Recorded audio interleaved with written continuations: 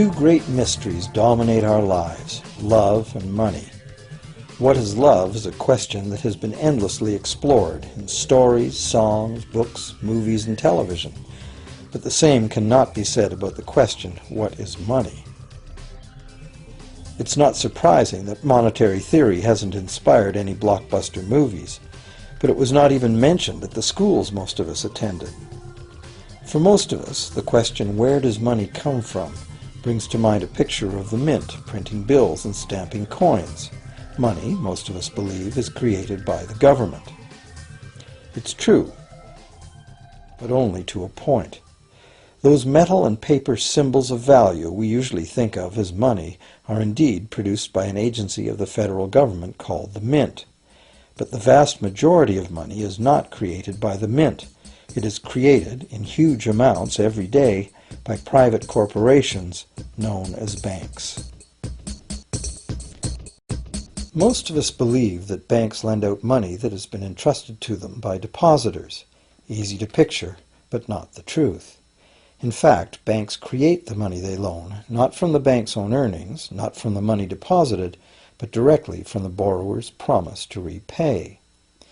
The borrower's signature on the loan papers is an obligation to pay the bank the amount of the loan plus interest, or lose the house, the car, whatever asset was pledged as collateral. That's a big commitment from the borrower.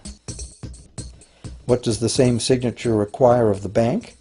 The bank gets to conjure into existence the amount of the loan and just write it into the borrower's account.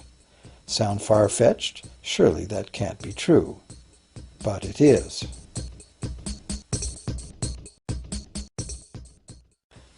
To demonstrate how this miracle of modern banking came about, consider this simple story, the goldsmith's tale. Once upon various times, pretty much anything was used as money.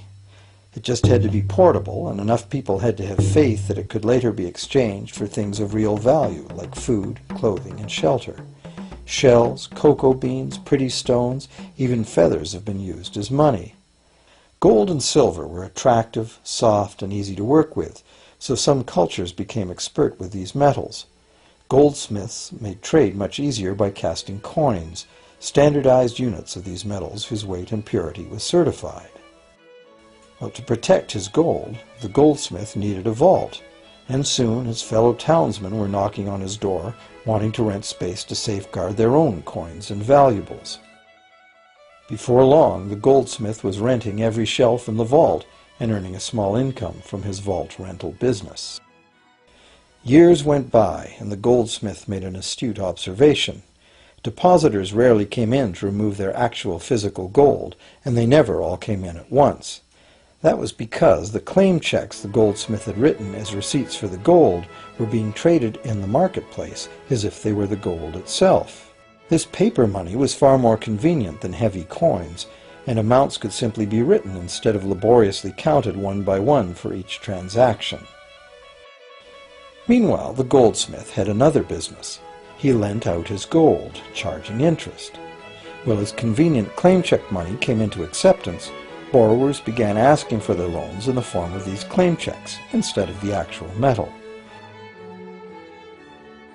As industry expanded, more and more people asked the goldsmith for loans.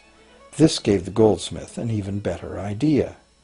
He knew that very few of his depositors ever removed their actual gold, so the goldsmith figured he could easily get away with lending out claim checks against his depositors' gold, in addition to his own. As long as the loans were repaid, his depositors would be none the wiser and no worse off. And the goldsmith, now more banker than artisan, would make a far greater profit than he could by lending only his own gold. For years, the goldsmith secretly enjoyed a good income from the interest earned on everybody else's deposits. Now a prominent lender, he grew steadily richer than his fellow townsmen, and he flaunted it. Suspicions grew that he was spending his depositors' money. His depositors got together and threatened withdrawal of their gold if the goldsmith didn't come clean about his newfound wealth.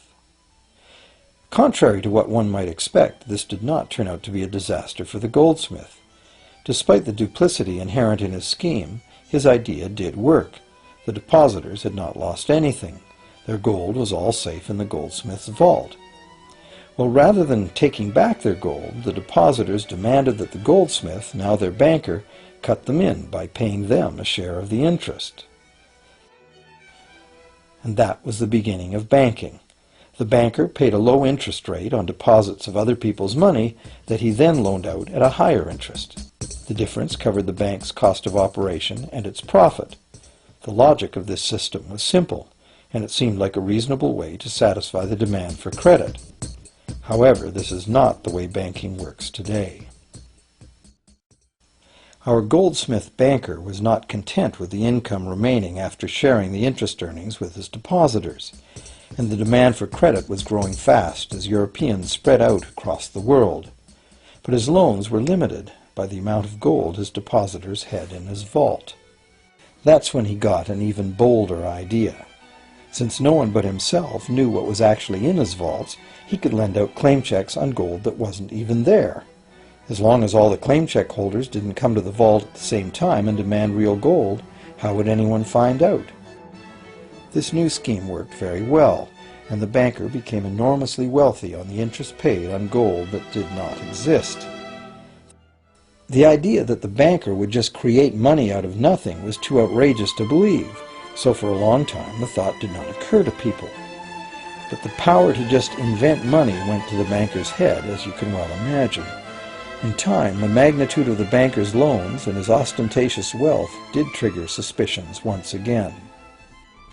Some borrowers started to demand real gold instead of paper representations. Rumors spread. Suddenly, several wealthy depositors showed up to remove their gold. The game was up. A sea of claim check holders flooded the street outside the closed doors of the bank. Alas, the banker did not have enough gold and silver to redeem all the paper he had put into their hands. This is called a run on the bank, and it is what every banker dreads.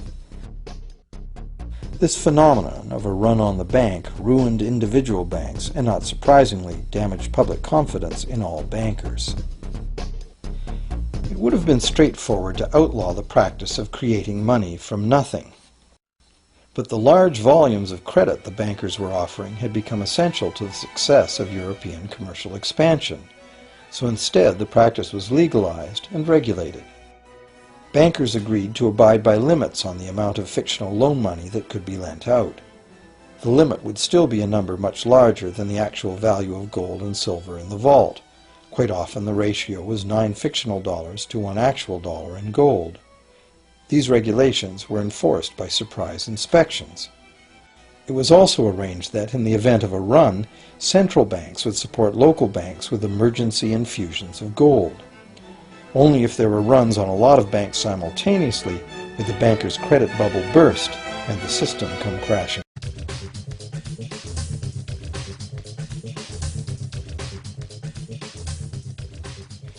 Over the years, the fractional reserve system and its integrated network of banks backed by a central bank has become the dominant money system of the world.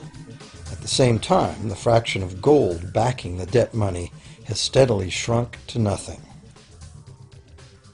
The basic nature of money has changed. In the past, a paper dollar was actually a receipt that could be redeemed for a fixed weight of gold or silver. In the present, a paper or digital dollar can only be redeemed for another paper or digital dollar. In the past, privately created bank credit existed only in the form of private banknotes, which people had the choice to refuse, just as we have the choice to refuse someone's private check today. In the present, privately created bank credit is legally convertible to government-issued fiat currency, the dollars, loonies, and pounds we habitually think of as money. Fiat currency is money created by government fiat or decree, and legal tender laws declare that citizens must accept this fiat money as payment for debt, or else the courts will not enforce the obligation. So now the question is, if governments and banks can both just create money, then how much money exists? In the past, the total amount of money in existence was limited to the actual physical quantities of whatever commodity was in use as money. For example, in order for new gold or silver money to be created, more gold or silver had to be found and dug out of the ground. In the present, money is literally created as debt. New money is created whenever anyone takes a loan from the bank. As a result, the total amount of money that can be created has only one real limit: the total level of debt.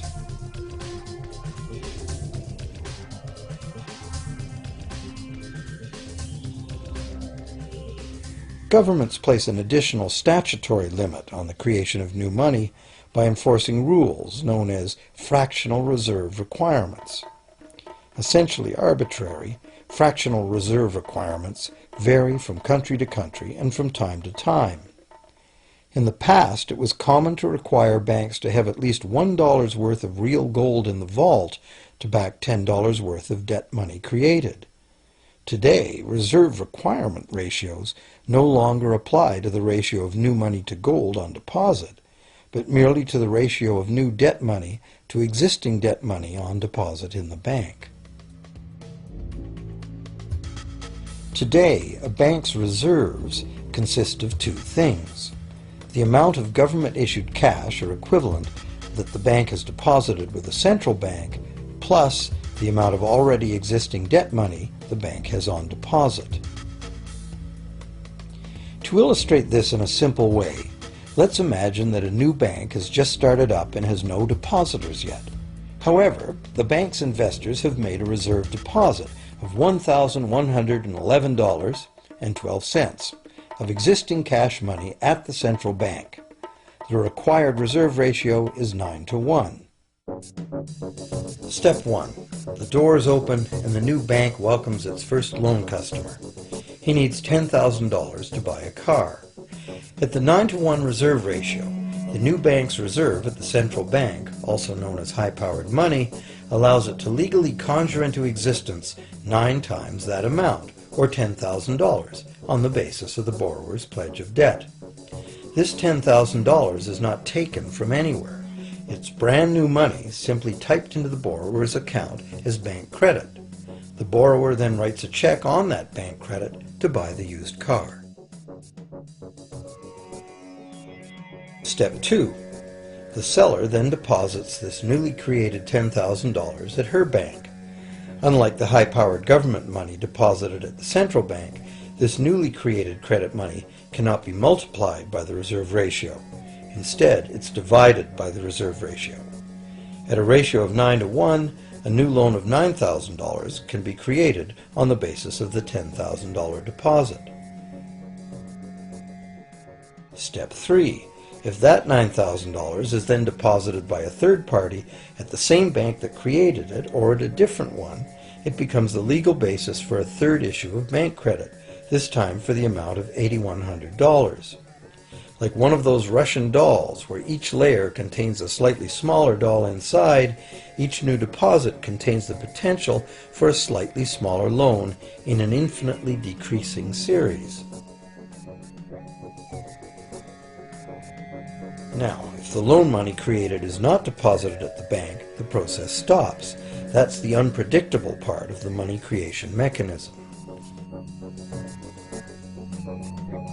But more likely, at every step, the new money will be deposited at a bank, and the reserve ratio process can repeat itself over and over until almost $100,000 of brand new money has been created within the banking system. All of this new money has been created entirely from debt, and the whole process has been legally authorized by the initial reserve deposit of just $1,111.12, which is still sitting untouched at the central bank. What's more, under this ingenious system, the books of each bank in the chain must show that the bank has 10% more on deposit than it has out on loan. This gives banks a very real incentive to seek deposits in order to be able to make loans, supporting the general but misleading impression that loans come out of deposits. Now, unless all the successive loans are deposited at the same bank, it cannot be said that any one bank got to multiply its initial high-powered money reserve almost 90 times by issuing bank credit out of nothing. However, the banking system is a closed loop. Bank credit created at one bank becomes a deposit in another, and vice versa. In a theoretical world of perfectly equal exchanges, the ultimate effect would be exactly the same as if the whole process took place within one bank. That is, the bank's initial central bank reserve of a little over $1,100 allows it to ultimately collect interest on up to $100,000 the bank never had.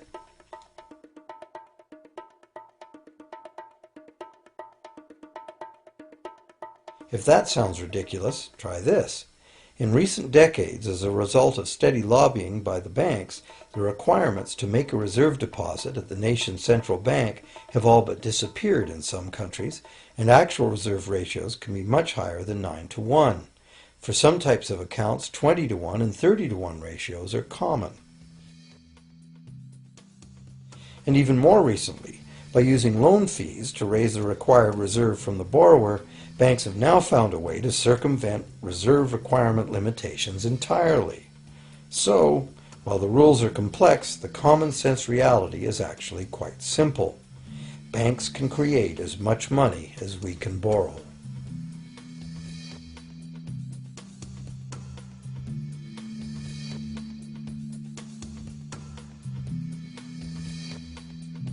Despite the endlessly presented mint footage, government-created money typically accounts for less than 5% of the money in circulation. More than 95% of all money in existence today was created by someone signing a pledge of indebtedness to a bank. What's more, this bank credit money is being created and destroyed in huge amounts every day, as new loans are made and old ones repaid.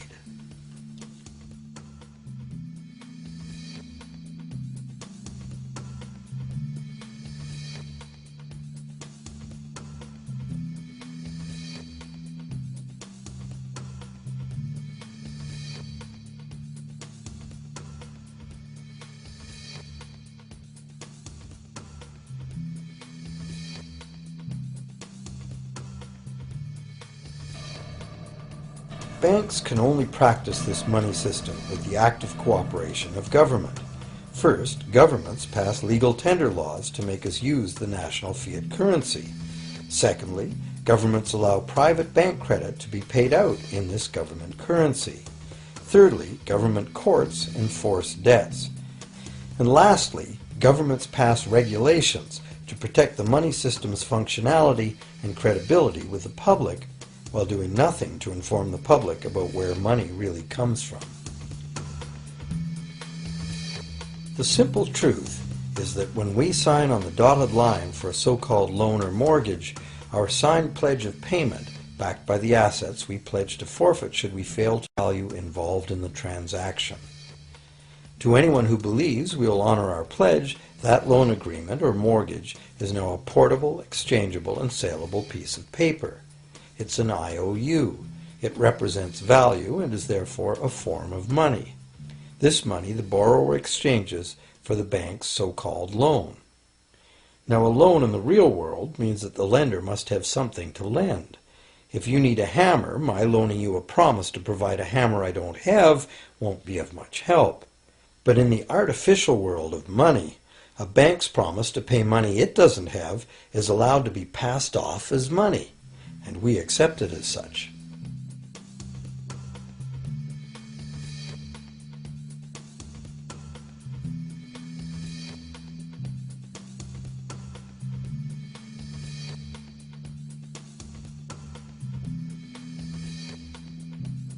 Once the borrower signs the pledge of debt, the bank then balances the transaction by creating, with a few keystrokes on a computer, a matching debt of the bank to the borrower.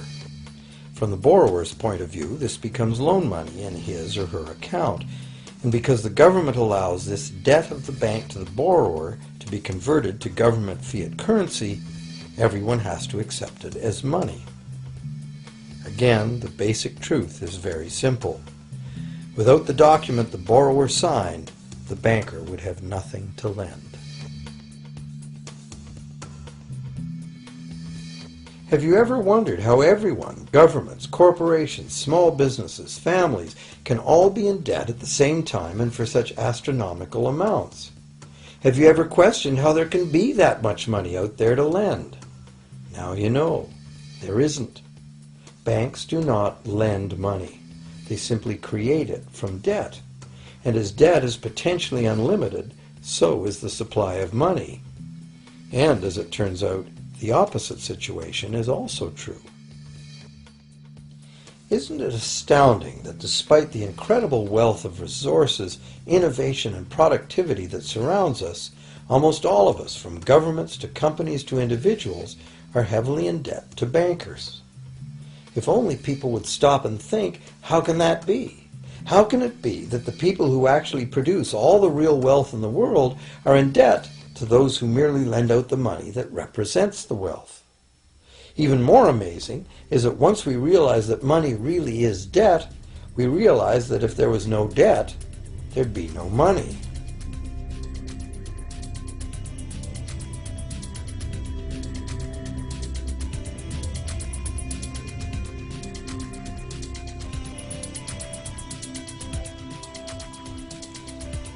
If this is news to you, you are not alone. Most people imagine that if all debts were paid off, the state of the economy would improve. It's certainly true on an individual level. Just as we have more money to spend when our loan payments are finished, we think that if everyone were out of debt, there would be more money to spend in general. But the truth is the exact opposite. There would be no money at all. There it is. We are totally dependent on continually renewed bank credit for there to be any money in existence. No loans, no money, which is what happened during the Great Depression. The money supply shrank drastically as the supply of loans dried up.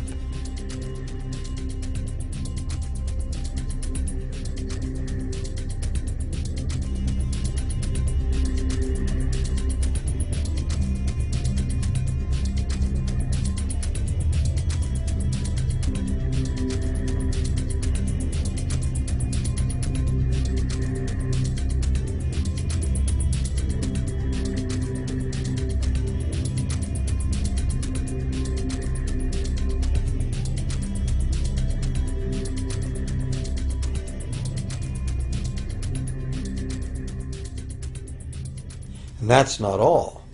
Banks create only the amount of the principal. They don't create the money to pay the interest. Where is that supposed to come from? The only place borrowers can go to obtain the money to pay interest is the general economy's overall money supply. But almost all that overall money supply has been created exactly the same way, as bank credit that has to be paid back with more than was created. So everywhere there are other borrowers in the same situation, frantically trying to obtain the money they need to pay back both principal and interest from a total money pool which contains only principal. It is clearly impossible for everyone to pay back the principal plus interest because the interest money doesn't exist. This can even be expressed by a simple mathematical formula. The big problem here is that for long-term loans, such as mortgages and government debt, the total interest far exceeds the principal. So unless a lot of extra money is created to pay the interest, it means a very high proportion of foreclosures and a non-functioning economy.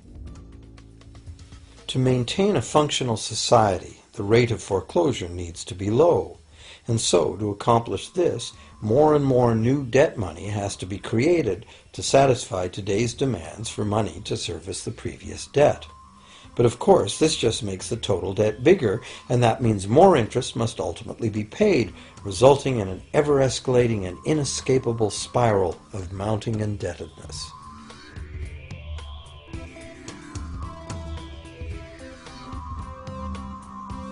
It is only the time lag between money's creation as new loans and its repayment that keeps the overall shortage of money from catching up and bankrupting the entire system.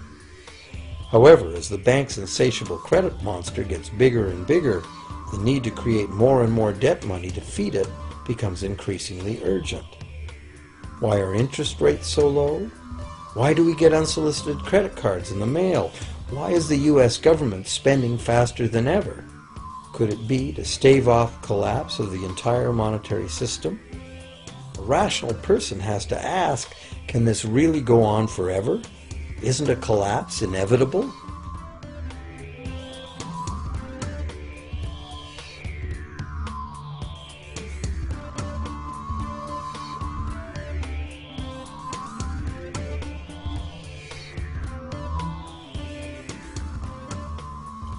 Money facilitates production and trade.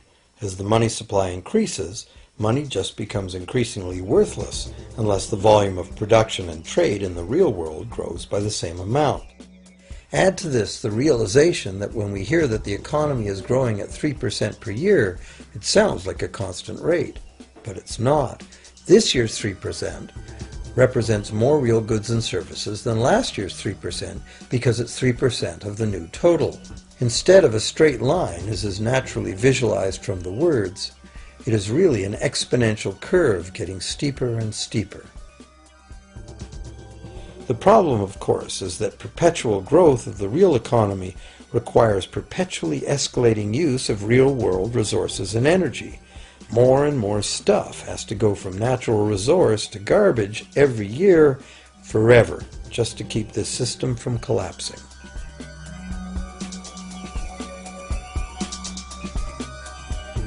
What can we do about this downright scary situation? For one thing, we need a very different concept of money. It's time more people ask themselves and their governments 4 simple questions. Around the world, governments borrow money at interest from private banks. Government debt is a major component of total debt, and servicing that debt takes a big chunk of our taxes. Now we know that banks simply create the money they lend, and that governments have given them permission to do this. So the first question is, why do governments choose to borrow money from private banks at interest when government could create all the interest-free money it needs itself? And the second big question is, why create money as debt at all? Why not create money that circulates permanently and doesn't have to be perpetually reborrowed at interest in order to exist? The third question, how can a money system that can only function with perpetually accelerating growth be used to build a sustainable economy? Isn't it logical that perpetually accelerating growth and sustainability are incompatible? And finally, what is it about our current system that makes it totally dependent on perpetual growth? What needs to be changed to allow the creation of a sustainable economy?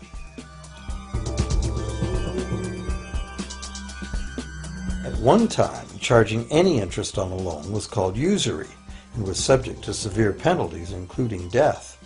Every major religion forbade usury. Most of the arguments made against the practice were moral. It was held that money's only legitimate purpose was to facilitate the exchange of real goods and services. Any form of making money from simply having money was regarded as the act of a parasite or of a thief. However, as the credit needs of commerce increased, the moral arguments eventually gave way to the argument that lending involves risk and loss of opportunity to the lender, and therefore attempting to make a profit from lending is justified. Today, these notions seem quaint. Today, the idea of making money from money is held as an ideal to strive for. Why work when you can get your money to work for you? However, in trying to envision a sustainable future, it's very clear that the charging of interest is both a moral and a practical problem. Imagine a society and economy that can endure for centuries because, instead of plundering its capital stores of energy, it restricts itself to present-day income. No more wood is harvested than grows in the same period. All energy is renewable, solar, gravitational, geothermal, magnetic, and whatever else we discover. This society lives within the limits of its non-renewable resources by reusing and recycling everything, and the population just replaces itself. Such a society could never function using a money system utterly dependent on perpetually accelerating growth. A stable economy would need a money supply at least capable of remaining stable without collapsing. Let's say the total volume of this stable money supply is represented by this big circle. Let's also imagine that moneylenders must actually have existing money to lend. If some people within this money supply begin systematically lending money at interest, their share of the money supply will grow. If they continually reloan at interest all the money that gets paid back, what's the inevitable result? Whether it's gold, fiat, or debt money doesn't matter. The moneylenders will end up with all the money. And after the foreclosures and bankruptcies are all filed, they'll get all the real property too. Only if the proceeds of lending at interest were evenly distributed among the population would this central problem be solved. Heavy taxation of bank profits might accomplish this goal, but then why would banks want to be in business?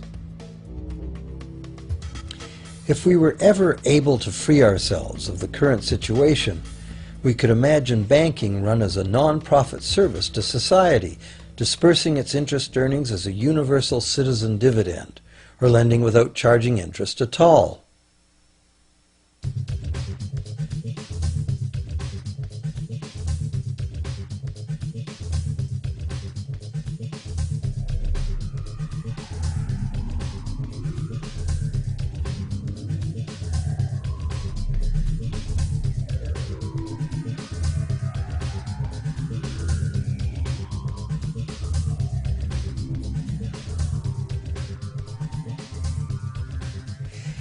If it is the fundamental nature of the system that causes the problems, tinkering with the system cannot ever solve those problems.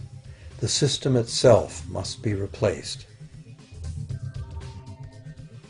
Many monetary critics call for a return to gold-based money, claiming that gold has a long history of reliability.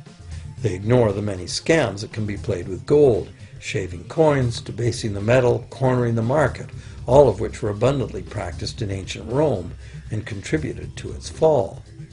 Some advocate silver, it being more abundant than gold and therefore more difficult to corner. Many question the need to bring back precious metals at all. No one wants to go back to carrying heavy sacks of coins to go shopping. It's a certainty that paper, digital, plastic, or more likely biometric ID money would be the real medium of trade, with the same potential for creating unlimited debt money we have now. Beyond that, if gold again became the sole legal basis of money, those who have no gold would suddenly have no money.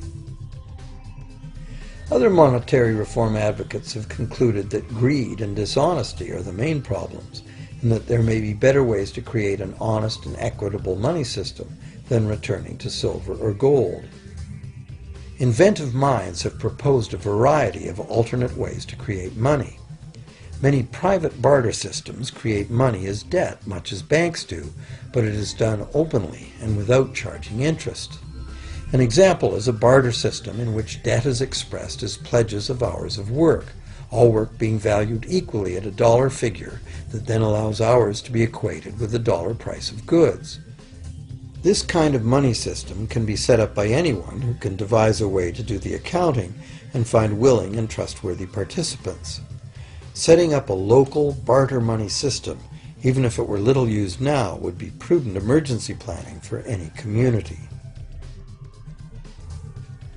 Monetary reform, like electoral reform, is a big topic, and one that requires a willingness to change and to think outside the box.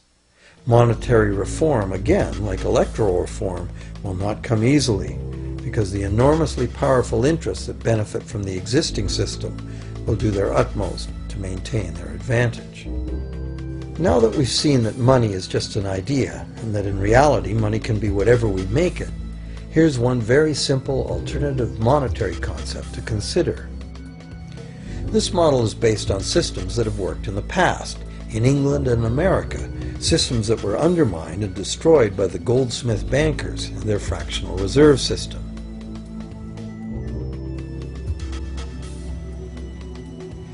create an economy based on permanent interest-free money, money could simply be created and spent into the economy by the government, preferably on long-lasting infrastructure that facilitates the economy, such as roads, railroads, bridges, harbors, and public markets. This money would not be created as debt, it would be created as value, that value being in the form of whatever it was spent on. If this new money facilitated a proportional increase in trade requiring its use, it would cause no inflation whatsoever. If government spending did cause inflation, there would be two courses of action available. Inflation is equivalent in effect to a flat tax on money. Whether the money goes down in value 20% or the government takes 20% of our money away from us, the effect on our buying power is the same. Viewed this way, inflation in place of taxation might be politically acceptable if well spent and kept within limits. Or government could choose to counter inflation by collecting tax monies that it then takes out of use, thus reducing the money supply and restoring its value. To control deflation, which is the phenomenon of falling wages and prices, the government would simply spend more money into existence. With no competing private debt money creation, governments would have more effective control of their nation's money supply. The public would know whom to blame if things went wrong. Governments would rise and fall on their ability to preserve the value of money.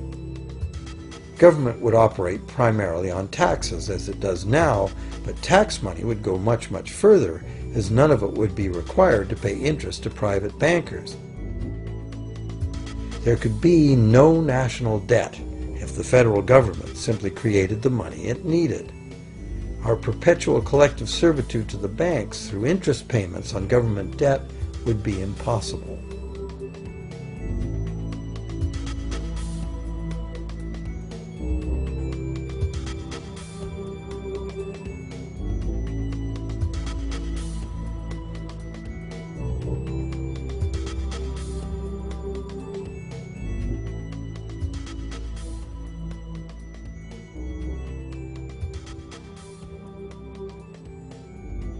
What we have been taught to believe as democracy and freedom has become in reality an ingenious and invisible form of economic dictatorship.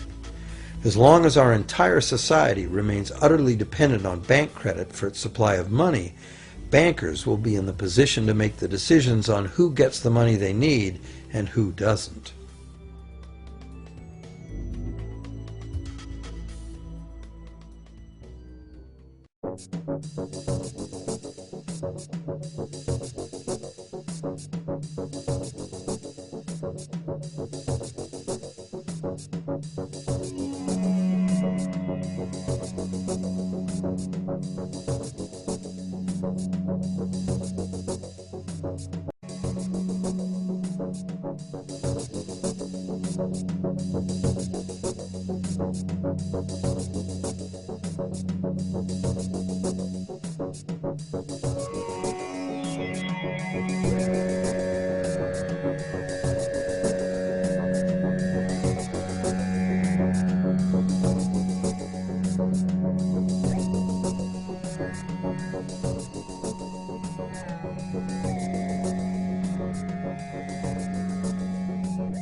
Few people are aware today that the history of the United States since the Revolution in 1776 has been, in large part, the story of an epic struggle to get free and stay free of control by the European international banks. This struggle was finally lost in 1913 when President Woodrow Wilson signed into effect the Federal Reserve Act, putting the international banking cartel in charge of creating America's money.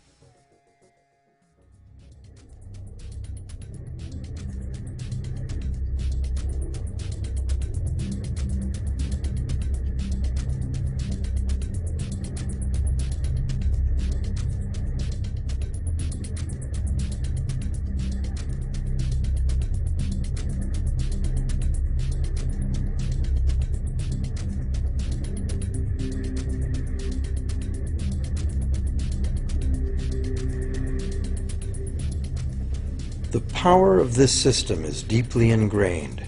so is the educational and media silence on the subject. Years ago, a Canadian Deputy Prime Minister surveyed scores of non-economists, both highly educated professionals and common-sense people on the street, and found that not one of them had an accurate understanding of how money is created. In fact, it's probably safe to say that most people, including the frontline employees of banks, have never given the matter a moment's thought. Have you?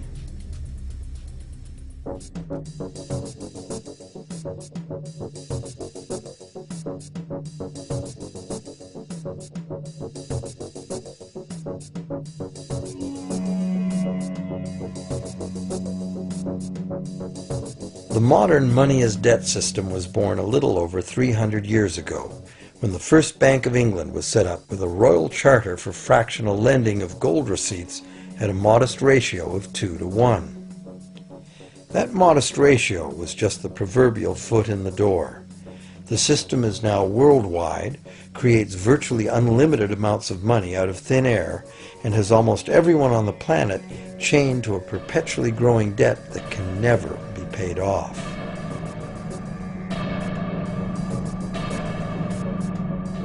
Could it have all happened by accident? Or is it a conspiracy? Obviously, something very big is at stake here.